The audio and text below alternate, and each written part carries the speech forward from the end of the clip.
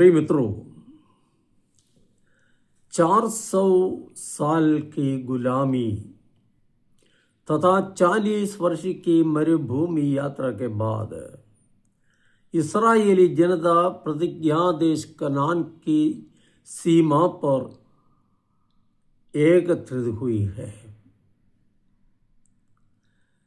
कनान देश में प्रवेश करने से पहले मूसा लोगों को अनेक उपदेश और मार्गनिर्देशन देता है।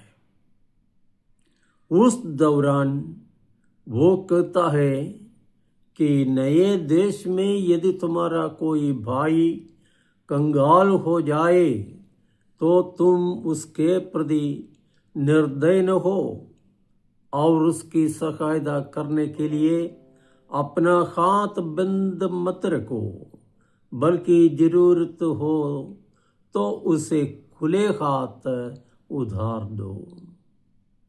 आगे मूसा उनसे कहता है कि ऋण वापस मिलने की आशा से नहीं, बल्कि खुले दिल से उस भाई को उधार दो। कंगाल तो बराबर देश में रहेंगे, इसलिए हमेशा खुशी से उनकी सहायता करने हेतु तत्पर रहने की नसीहत मूसा इस्राएलियों को देता है।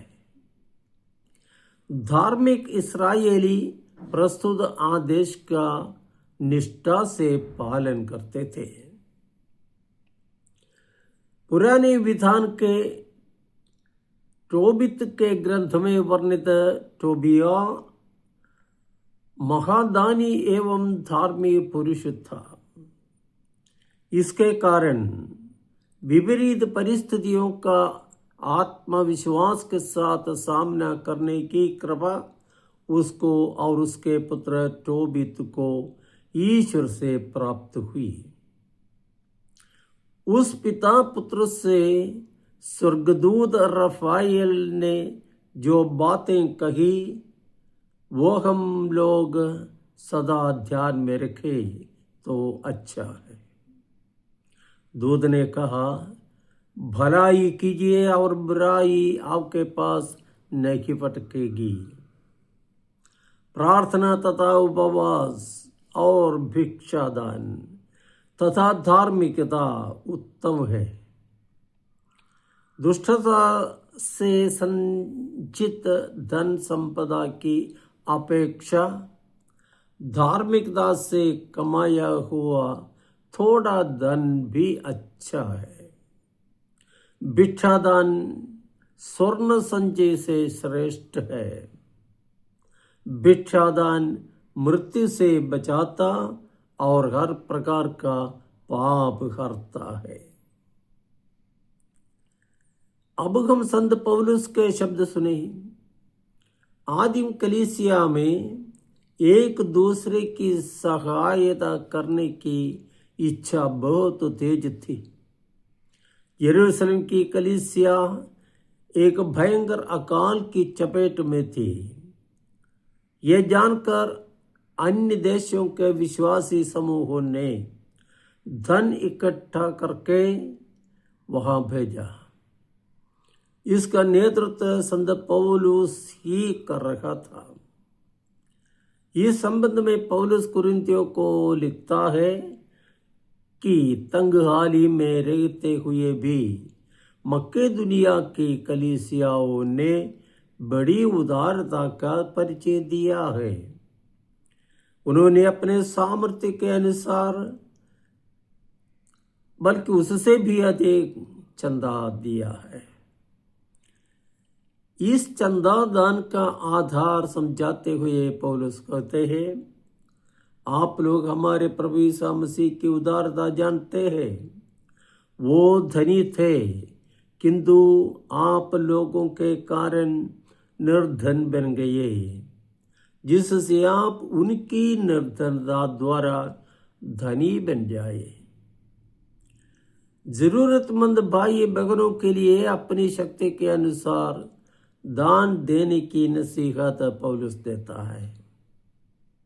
अब हम आज के सुसमाचार पाठ पर जरा मनन करें। प्रभु कहते हैं, अपने धर्म कार्यों का प्रदर्शन न करो, नहीं तो तुम अपने स्वर्गीय पिता के पुरस्कार से वंचित रह जाओगे। इस प्रसंग में एक छोटी घटना सुनाना चाहता हूँ। एक पेरिस में एक गरीब व्यक्ति कैंसर से पीड़ित हो गया। पल्ली पुरोहित ने उसके इलाज के लिए आवश्यक पैसा इकट्ठा करने के लिए पल्ली वासियों से चंदा लेने का विचार पल्ली में प्रकट किया। सबों ने उसका स्वागत किया।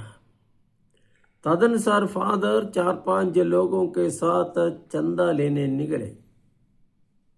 चर्च के सब कार्यों में आगे रहने वाले अति संपन्न जरी के यहाँ से वो शुभ कार्य प्रारंभ करने उनको उचित लगा। जरी ने फादर एवं सदस्यों का अच्छा स्वागत किया, लेकिन जब चंदे की बात रखी गई तो जरी के चेहरे का भाव बदल गया।